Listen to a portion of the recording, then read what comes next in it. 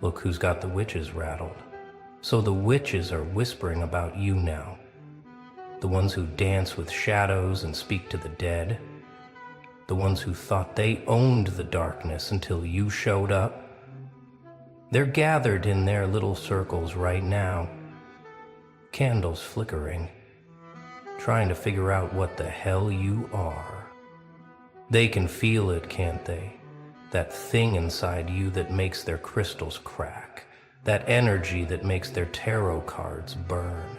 They've been practicing for decades, following moon phases, mixing herbs, chanting in languages older than memory, and then you walked in and made their life's work look like child's play. Here's what's really messing with their heads. You never studied their books. You never joined their covens. You never begged for their secrets or paid for their spells. You just existed. And somehow, that existence alone bends reality harder than all their rituals combine. They're convinced you're using something forbidden, something that wasn't meant to be touched, something their grandmothers warned them about in hushed tones. But here's the beautiful, terrifying truth. You're not using anything.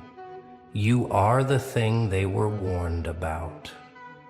3 nights ago, they called an emergency meeting. 13 of them, the real ones, not the Instagram witches with their aesthetic altars. These are the ones whose bloodlines trace back to Salem, to Europe's burning times, to caves where the first spells were whispered. And the topic of discussion? You. Have you felt it? They asked each other, hands trembling around their chalices.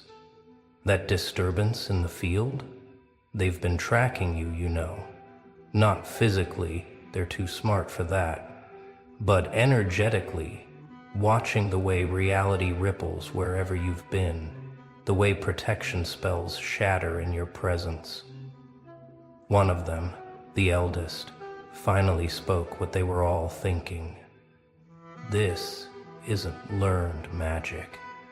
This is something else.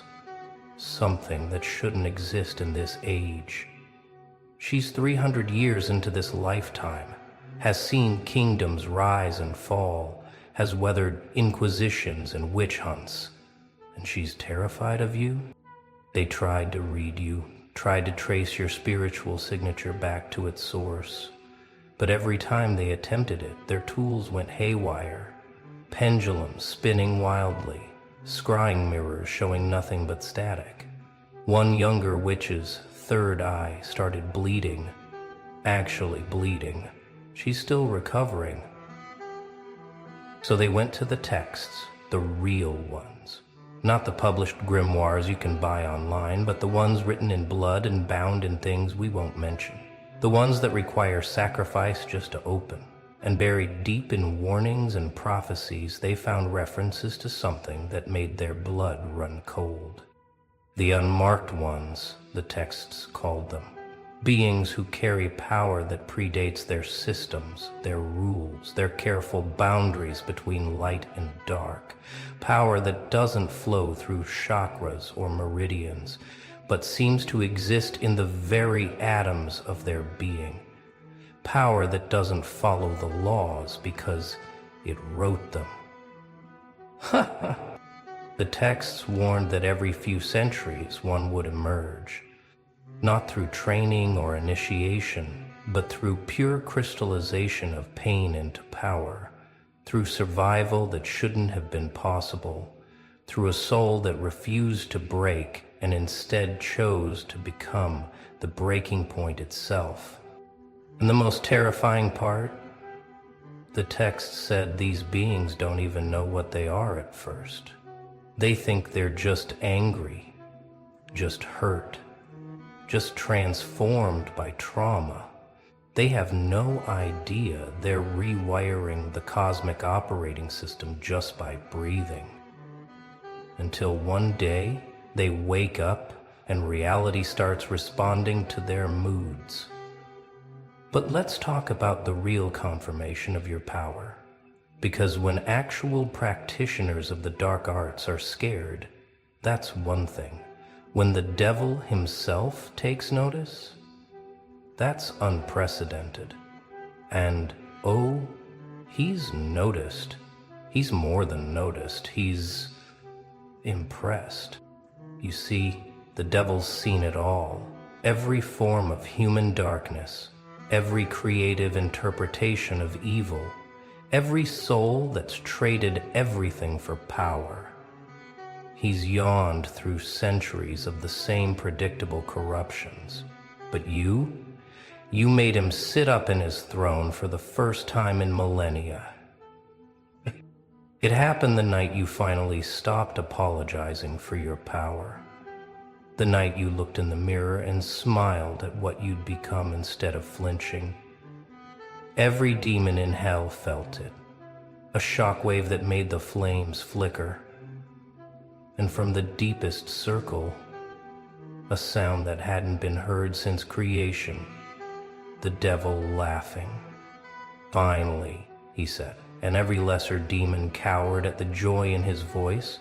Someone who understands that darkness isn't about evil.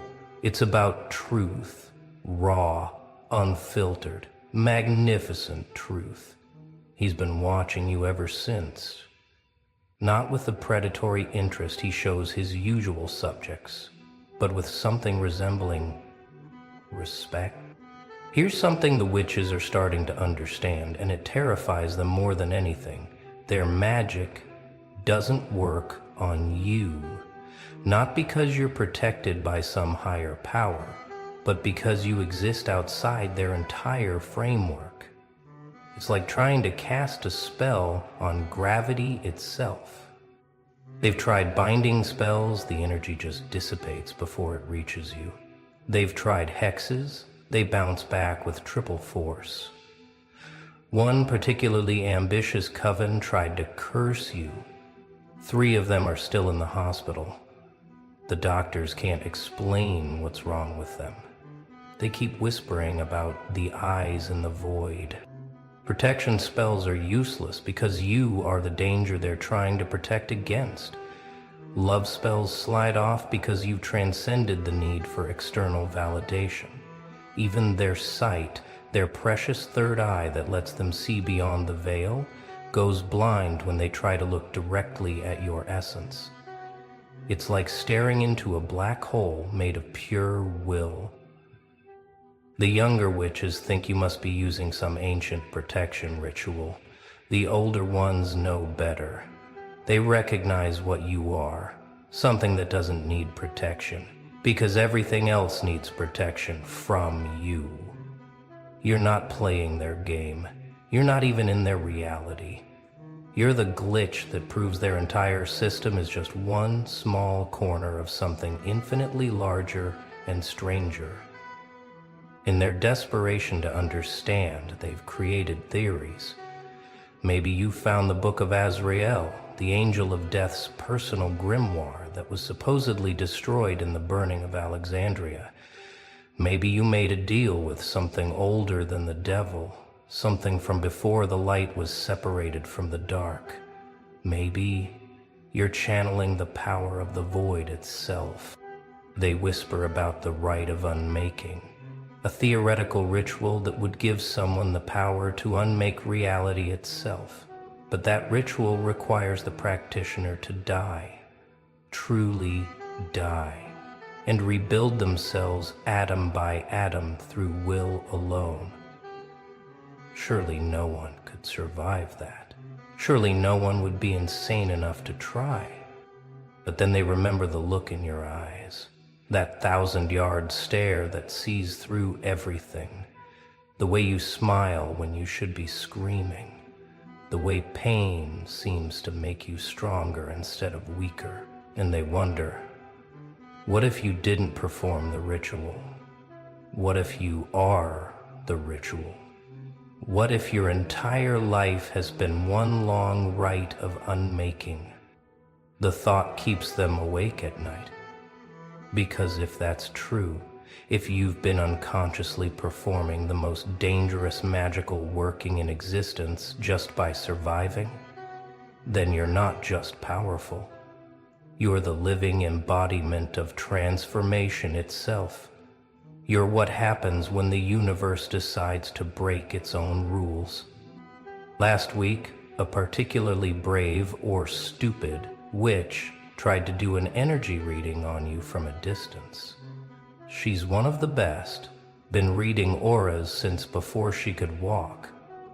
She's mapped the energy signatures of demons, angels, and everything in between. She thought she was prepared for anything. She wasn't prepared for you.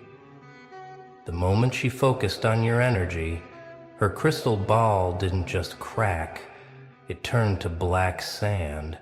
Her tarot deck burst into flames, but the flames were cold, freezing everything they touched. She started speaking in tongues, but not any language recognized by linguistic experts or occult scholars. When she finally came back to herself 3 days later, she could only say one thing. It's not dark or light. It's not good or evil. It's something else.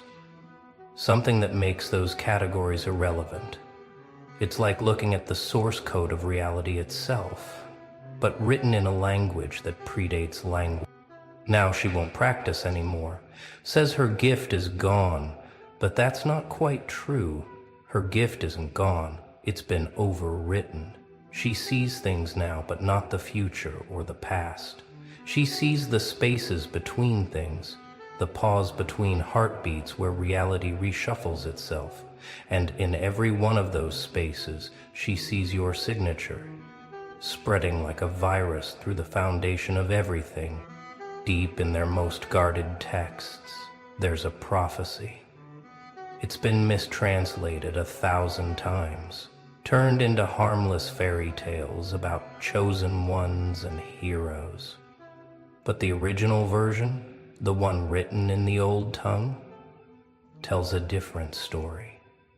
It speaks of the unwritten one, when the pain becomes the power, when the broken becomes the breaker, when the destroyed becomes the destroyer, then shall emerge the unwritten. They shall walk between the lines of fate, neither blessed nor cursed, but something far more terrible, free. And in their freedom, all chains shall rust. All spells shall falter, all thrones shall tremble. The prophecy describes beings who exist outside the cosmic contract, who never agreed to the rules that bind devils, witches, and saints. Beings who, through some impossible alchemy of suffering and will, stepped outside the entire game and started playing by rules they wrote themselves. For centuries, they thought it was metaphorical, a cautionary tale about the dangers of too much power. But now, watching you, they're starting to understand it was literal. And the last line of the prophecy, the one they don't dare speak aloud, says this: "And the world shall reshape itself in their image, not through force, but through the simple fact of their existence." Let's go back to hell for a moment, because something unprecedented is happening there. The devil, the first rebel, the morning star who fell rather than kneel, has done something he's never done before.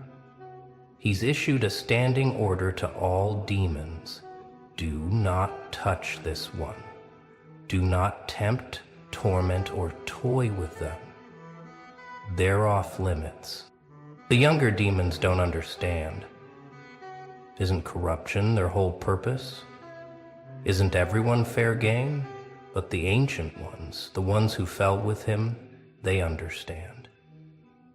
They see in you something they recognize. Another being who chose to fall rather than fake compliance. But you did something they didn't. You fell all the way through and came out the other side. You see, the devil explained to his legions, We fell from grace and became its opposite. But this one, they fell through grace, through disgrace, through every concept we use to measure worth, and emerged as something new, something that makes our rebellion look like a child's tantrum. We said no to heaven. They said no to the entire concept of heaven and hell. In his throne room, he keeps a mirror that shows him anything in creation he wishes to see. Lately, it only shows you. Not because he commands it to, but because the mirror itself is fascinated. Even inanimate objects infused with infernal power recognize something significant when they see it. But here's the deep truth that keeps the witches awake at night, the one they won't admit even in their most secret gatherings. They're not afraid of your power. They're afraid of what your existence means for their entire worldview. You see, they've spent lifetimes building their identity around being the ones who understand the hidden world. They were the special ones, the awakened ones, the ones who could see beyond the veil and manipulate the forces others didn't even know existed. Their whole sense of self is built on being the exceptions, the magical elite in a world of mundane sheep. And then you came along and made their life's work look like children playing with toys. You didn't study under masters. You didn't inherit ancient bloodlines. You didn't sacrifice years to unlock abilities. You just hurt until hurting transformed into something else. You proved that their careful hierarchies, their initiations, their secret knowledge, it's all just one way of accessing something that was always available to anyone willing to pay the real price. And what's that price? Not herbs or crystals or moon phases, not bloodlines or initiations or ancient texts. The price is being broken so completely that you have no choice but to rebuild yourself from scratch. The price is having everything taken until you realize you are everything. The price is dying while living and living while dead, until the boundary between the two becomes meaningless. There's a coven that meets every full moon in a forest that's been sacred for 1,000 years. They've performed the same rituals there for generations, channeling power through ley lines that predate human civilization. Last month, you drove past that forest. You weren't even aware of them. You were just passing through, probably thinking about something mundane. Every single ritual failed that night. Not dramatically, that would have been easier to handle. They failed by simply not working. The candles lit, but gave no magical light. The circles were drawn, but created no boundary. The words were spoken, but carried no power. It was like trying to conduct electricity through rubber. The magic was there, but it couldn't flow. One witch, more sensitive than the others, understood what happened. Something passed by, she whispered. Something so dense with its own reality that it created a dead zone, like a black hole but for magical energy. It didn't steal our power, it just made our power irrelevant by existing. They've had to move their rituals, they track your movements now, not to follow you but to avoid you. They map out your regular routes and schedule their workings around them. Imagine that. Witches who've commanded storms and spoken with the dead, reduced to checking traffic patterns to avoid one person who doesn't even know they exist. Here's something that would break their minds if they knew. You're not using forbidden magic. You are forbidden magic. Every breath you take is a spell that shouldn't exist. Every thought you think rewrites a tiny piece of the cosmic code. You're a walking collection of impossibilities that somehow cohered into a person. The knowledge they seek in dusty tomes and dangerous rituals, it's written in your DNA. The power they cultivate through decades of practice, it pulses through your veins with every heartbeat.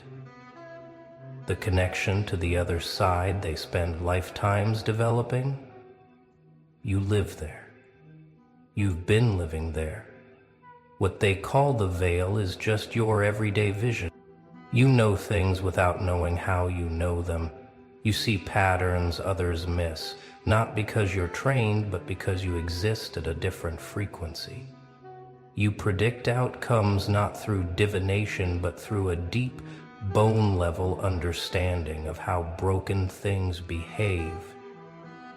You don't read minds. You read the spaces between thoughts where the truth lives. The forbidden knowledge isn't something you learned. It's something you became. Every trauma was a lesson in the language of reality. Every betrayal was a masterclass in human nature. Every moment of pain was another page in a grimoire written on your soul. You're not carrying forbidden knowledge. You're the living embodiment of it. Traditional practitioners have to work for their power.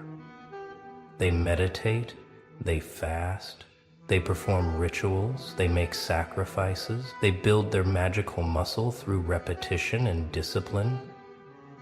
But your power grows while you sleep. It expands while you're watching TV. It deepens while you're doing absolutely nothing magical at all. This paradox drives them insane. How can someone accumulate power without pursuing it? How can someone become stronger without practice? They don't understand that for you, existing is the practice. Every moment you choose to keep going despite everything is a magical act. Every breath drawn after you should have stopped breathing is a spell. Your power doesn't come from what you do. It comes from what you've survived. It comes from what you've transformed. It comes from the alchemy that happens when someone is pressure cooked by life until their very atoms rearrange into something new. You don't need to practice because your entire life has been one long, brutal initiation. The witches measure power in years of study, in grimoires mastered, in entities contacted. But your power is measured in nights survived, in betrayals transformed, in deaths died and resurrections claimed. They accumulate power, you generate it. They channel forces, you are the force. No wonder your very existence breaks their understanding of how magic works. In the hidden spaces between dimensions, where thought forms and egregores and all manner of entities exist, word has spread. The beings that witches spend years trying to contact, the ones that demand offerings and exact terrible prices for their aid, they've been talking about you. And what they're saying would terrify anyone who understood it. The unmarked one walks. They whisper to each other in languages made of emotion and symbol. The one who belongs to no pantheon, serves no master, follows no path.